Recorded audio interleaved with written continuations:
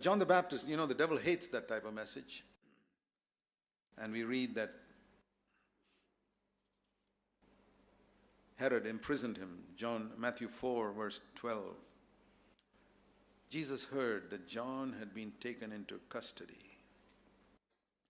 There are many things that God does, which I tell you honestly, I cannot understand. Just like you experience things in your life that you can't understand. As soon as I open the Gospel of Matthew, there are things I can't understand. And then I say, Lord, that's because I'm human. My way of thinking is so human. God, who sees the overall picture, sees the end from the beginning, sees 6,000 years of man's history, sees all the millions of people in the world, He thinks in a different way. Just like my little children, when they're small, 2, 3 years old, they don't think like I think. I see a broader picture, they see a small thing. The same way I see with God. I'm like a little baby. God sees the whole picture. I'll give you one example.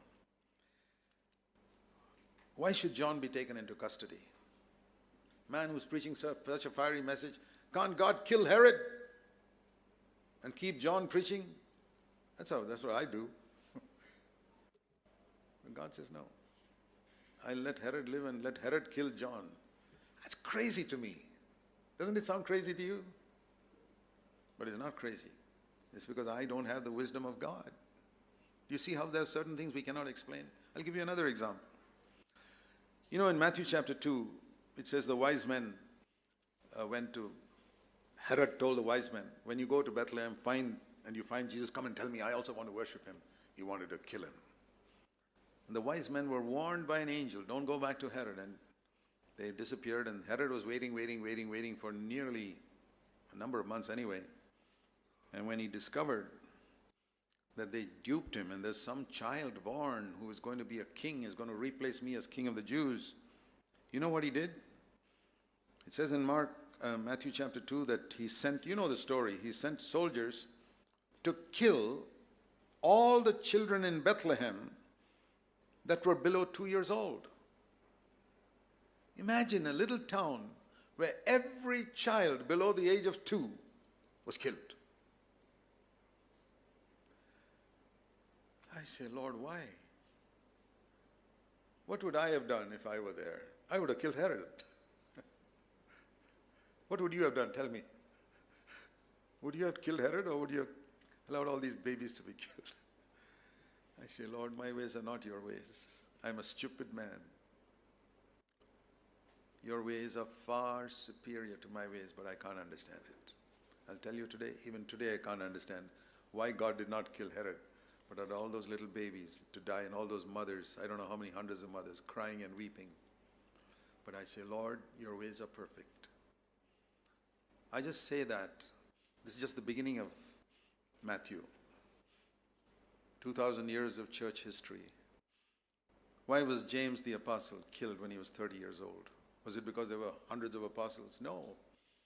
There were only 11. And one of them is killed. I can't understand. A few days later, the angel comes and releases Peter. Why didn't the angel come 3 days earlier and release James? I would have done it. But God doesn't do it. God says, no, James' time is over. He's got to die.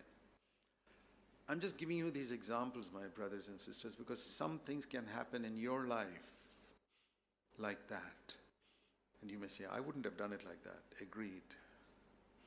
But if you have honestly tried to live in the will of God, trusting Him and honoring Him, there are many things that can happen in your life which you may not be able to understand. Maybe you have a sick child and you don't know why. Why has God given me? So many others, even ungodly people, terrorists have healthy children. Why a true disciple of Jesus should have a sick child? I don't know.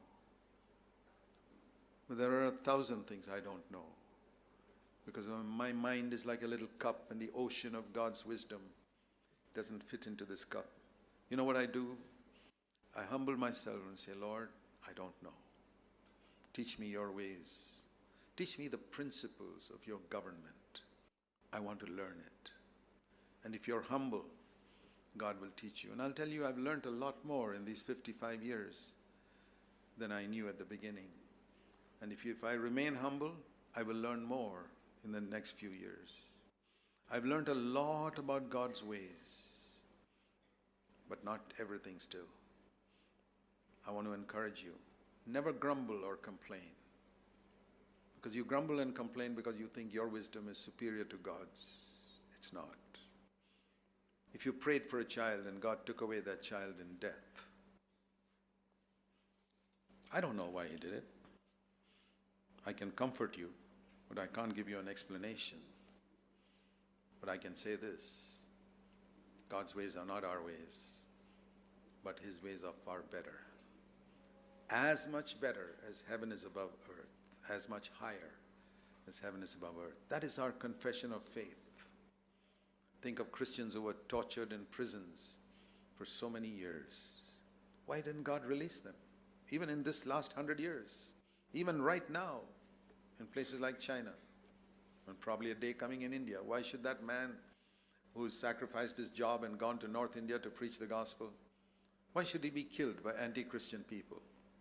Now, in the last 1 year, why should his house be burnt? Why should his children be made fatherless when he went there, sacrificing a good job he had to preach the gospel out there? Why does God allow that? I say, Lord, I don't know. But I still say your ways are best. That I will never change. I will have no complaint. Now I want to say this, my brothers and sisters, if you ever have a doubt about that, you're going to have serious problems in the days to come in following Jesus. Because you'll be putting your puny little mind against the almighty wisdom of God and thinking you know more. That is the height of stupidity. That's what I'm trying to say. The government of God, the primary